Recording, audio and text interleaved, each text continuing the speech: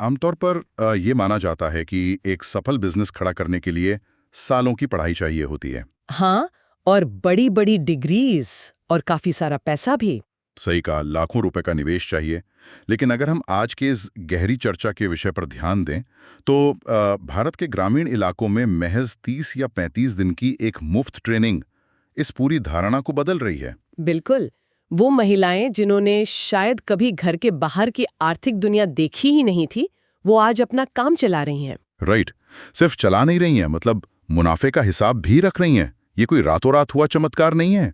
ये एक बेहद सटीकता से डिजाइन किया गया सिस्टम है। और वही बात इस टॉपिक को इतना दिलचस्प बनाती है, क्योंकि अक्सर जब हम किसी ग्रामीण महिला को आगे बढ़ते देखते हैं तो सिर्फ उसके आखिरी नतीजे की तारीफ करते हैं। लेकिन उस सफलता के पीछे की जो मशीनरी है, जो मनोविज्ञान इस्तेमाल हो रहा है, वो हमारी नजरों से छिप जाता है। तो आज हमारा फोकस इसी छुपी हुई मशीनरी पर होगा।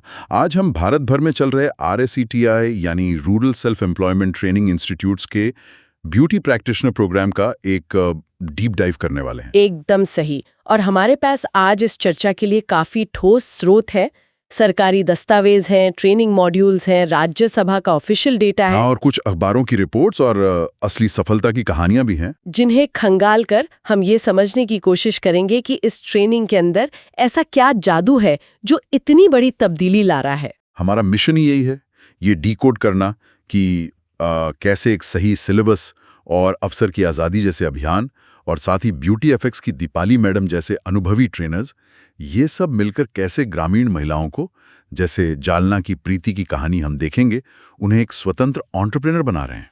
तो इस पूरी प्रक्रिया को समझने के लिए हमें सबसे पहले इसके आकार को देखना होगा, इसके ढांचे को समझना पड़ेगा। राइट, क्योंकि हम किसी छोटे मोटे लोकल प्रोजेक्ट की बात नहीं कर रहे हैं। नहीं, बिल्कुल नहीं।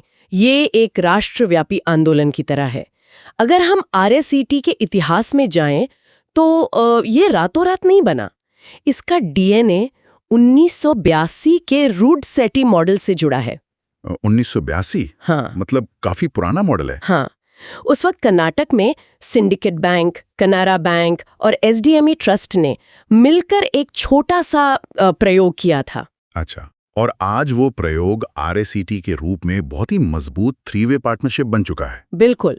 इसमें अब ग्रामीण विकास मंत्रालय, अलग-अलग राज्य सरकारें और स्पॉन्सर करने वाले बैंक शामिल हैं। यानी ये कोई आम चैरिटी का काम नहीं है, ये एक तरह का इकोनॉमिक इंजन है। सही पकड़ा आपने।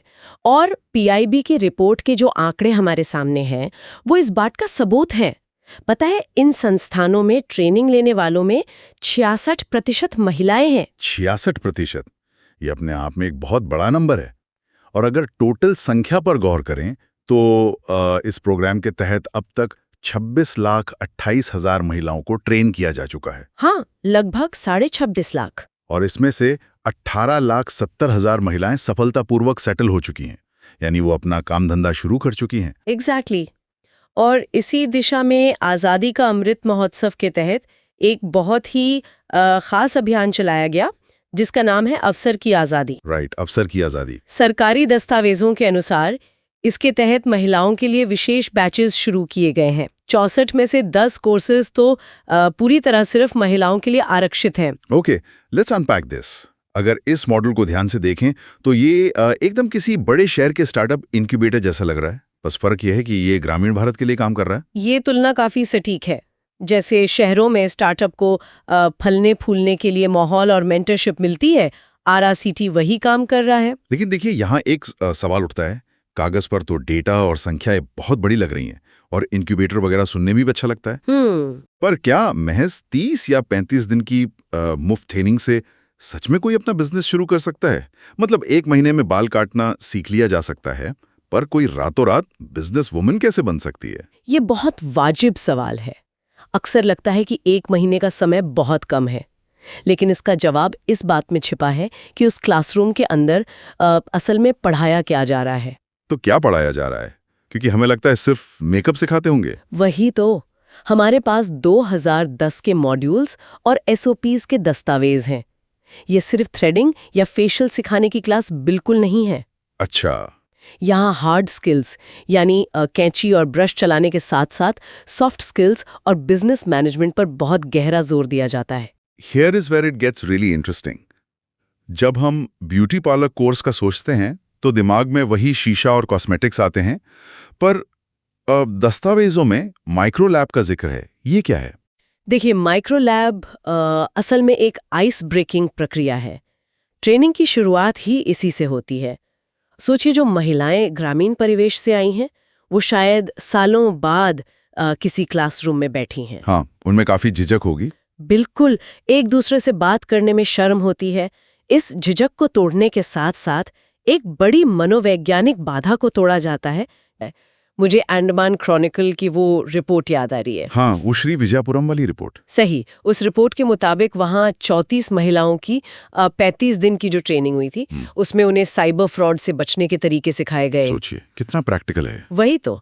साथ ही सामाजिक सुरक्षा योजनाओं की जानकारी, मुद्रा लोन्स कैसे हासिल करें और फील्ड विजिट्स भी कराए गए। ये बहुत जरूरी हिस्सा है, क्योंकि जब एक महिला अपना पार्लर खोलेगी तो उसे सप्लायर्स को पेमेंट करना होगा, ग्राहकों से यूपीआई लेना होगा। यानी पार्लर में मेकअप के शेड्स चुनने से पहले उन्हें ये सीखना पड़ रहा है कि ओटीपी स्कैम से कैसे बचें। हाँ। अगर बैंक खाता ही सुरक्षित नहीं है तो मुनाफे का क्या फायदा। आज के दौर में तो ये टेंची चलाने से ज्यादा जरूरी स्किल हो गई है। और अगर इस सिलेबस के टेक्निकल हिस्से को देखें तो वहां भी काफी फ्यूचर रेडी काम हो रहा है। बिल्कुल। NSQF यानी नेशनल स्किल्स क्वालिफिकेशंस फ्रेमवर्क की मीटिंग के मिनट्स बताते हैं कि ये कोर्सेज लेवल 3, 4 और 5 से जुड़े हैं। और सबसे हैरान करने वाली बात ये थी कि सिलेबस में AI बेस्ड स्किन एनालिसिस और AI virtual beauty try on जैसी टेक्निक शामिल की जा रही है। हाँ, ये फ्यूचर की टेक्निक है। लेकिन एक मिनट रुकिए, यहाँ मैं थोड़ा पुशबैक देना चाहूंगा। AI और स्किन एनालिसिस कागज पर बहुत अच्छा लगता है, पर क्या गांव के स्तर पर यह प्रैक्टिकल है? वहां शायद इंटरनेट की स्पीड की दिक्कत हो, या ये सिर्फ सिलेबस को भारी दिखाने के लिए है? ये काफी तार्किक सवाल है। पहली नजर में ये शायद दिखावा लगे, लेकिन इसके पीछे का कारण बहुत प्रैक्टिकल है। आज भारत के लगभग हर गांव में स्मार्टफोन पहुंच चुका है। वो तो है। और इस AI वर्चुअल ट्राई ऑन के लिए किसी भारी कंप्यूटर की जरूरत नहीं है। काफी आसान ऐप्स हैं जो फोन पे चलते हैं। अच्छा। अगर एक ग्रामीण ब्यूटिशियन बाल काटने से पहले अपने फोन पर ग्राहक को दिखा सके कि ये हेयर कट उस पर कैसा लगेगा, तो सोचिए ग्राहक का भरोसा कितना बढ़ेगा। Oh wow. ये टेक्निक उस महिला को शहर के बड़े पार्लर के लेवल पर ला खड़ा करती है। ये तो नजरिया ही बदल देने वाली बात है। बिल्कुल। AI का इस्तेमाल महंगे गैजेट के लिए नहीं, बल्कि ट्रस्ट जीतने के लिए हो रहा है। लेकिन देखिए, दुनिया का सबसे बेहतरीन सिलेबस हो, AI हो या मैनेजमेंट गेम्स हो, ये सब तब तक बेकार हैं जब तक पढ़ाने वाला इंसान ठीक ना हो। इस बात को काफी गहराई से समझता है। सिलेबस एक टूल है, पर असली जादू ट्रेनर के हाथ में होता है। और यहीं पर एंट्री होती है दीपाली तापसे मैडम जैसी अनुभवी ट्रेनर्स की। इनके बारे में काफी इंटरेस्टिंग डिटेल है हमारे सोर्सेज में। हाँ, दीपाली मैडम के पास इस फील्ड का 15 साल का अनुभव है। वो RSCT में एक DST टीचर हैं। और दस्तावेज और स्टूडेंट्स के जो वीडियो रिव्यूज हमने देखे, उनसे एक बात साफ होती है कि ट्रेनर का काम सिर्फ टेक्निक सिखाना नहीं है। सही बात। अगर हम उन महिलाओं के मनोविज्ञान को समझें तो उनकी सबसे बड़ी बाधा ज्ञान की कमी नहीं होती, उनकी बाधा होती है डर। डर, जैसे कि मैं कर पाऊंगी या नहीं। हाँ, कि क्या मैं ये कर पाऊंगी, अगर किसी की आईब्रो खराब हो गई तो क्या होगा, ये डर उन्हें रोकता है। और दीपाली मैडम जैसे ट्रेनर्स का सबसे बड़ा हथियार उनका धैर्य है, तकनीकी ज्ञान नहीं। यानी वो बिना झुंझलाए हर चीज को बार बार समझाती हैं। एग्जैक्टली। जब कोई महिला पहली बार कैंची पकड़ती है और उसके हाथ कांपते हैं, तो एक सख्त टीचर उसे और डरा देगा। पर दीपाली मैडम इस डर को नॉर्मल मानती हैं। वो बड़े धैर्य के साथ एक ही बात को 10 बार समझाती हैं, जब तक वो खौफ निकल ना जाए। और मुझे जो बात सबसे ज्यादा चौंकाने वाली लगी वो ये कि ये रिश्ता 35वें दिन खत्म नहीं होता। अक्सर होता है ना कि सर्टिफिकेट बनता है और बात खत्म। हाँ, आम तौर पर ऐसा ही होता है। लेकिन यहाँ ट्रेनिंग के बाद जब महिलाएं गांव वापस जाती हैं और पार्लर खोलती हैं, तब असली घबराहट शुरू होती है। और उस नाजुक वक्त में दीपाली मैडम व्हाट्सएप, यूट्यूब और इंस्टाग्राम के जरिए उनसे जुड़ी रहती हैं। ये जो पोस्ट ट्रेनिंग सपोर्ट है, ये इस पूरे मॉडल की जान है। जरा सोचिए उस सिचुएशन को। एक महिला किसी दुल्हन का मेकअप कर रही है, अचानक स्किन रिएक्शन हो गया। वो घबरा गई, लेकिन तुरंत उसने व्हाट्सएप पर दीपाली मैडम को मैसेज किया या वीडियो कॉल की और वहां से गाइड कर दिया गया। हाँ, ये किसी आम टीचर स्टूडेंट रिलेशन से काफी अलग है। वही तो, ये ऐसा है जैसे इन महिलाओं की जेब में उनके स्मार्टफोन के अंदर एक लाइफ टाइम बिजनेस कंसल्टेंट हमेशा मौजूद है। ये कंसल्टेंट वाली बात आपने बिल्कुल सही कही। नया बिजनेस काफी अस्थिर होता है। ऐसे में अगर कोई अनुभवी हाथ पीठ पर हो जो कहे कि घबराओ मत, मैं हूं, तो इंसान हार नहीं मानता। तो इस बेहतरीन सिलेबस, एआई और इस जेब में मौजूद कंसल्टेंट का आखिरी नतीजा क्या निकलता है? क्या ये सच में जमीन पर असर कर रहा है? इसका जवाब हमें डेटा और उन कहानियों से मिलता है जो जमीन से आती हैं।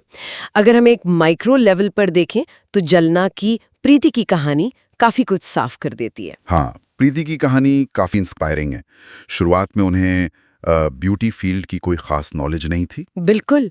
और जब उन्होंने दीपाली मैडम से ट्रेनिंग ली तो शुरू में डर और झिझक थी उनके अंदर। उन्हें लगता था वो कभी प्रोफेशनल तरीके से काम नहीं कर पाएंगी। पर मैडम ने उन्हें बेसिक से सिखाया, जिसका नतीजा आज ये है कि वो अपना खुद का काम शुरू कर चुकी हैं, क्लाइंट्स ले रही हैं और आर्थिक रूप से आज़ाद हो रही हैं।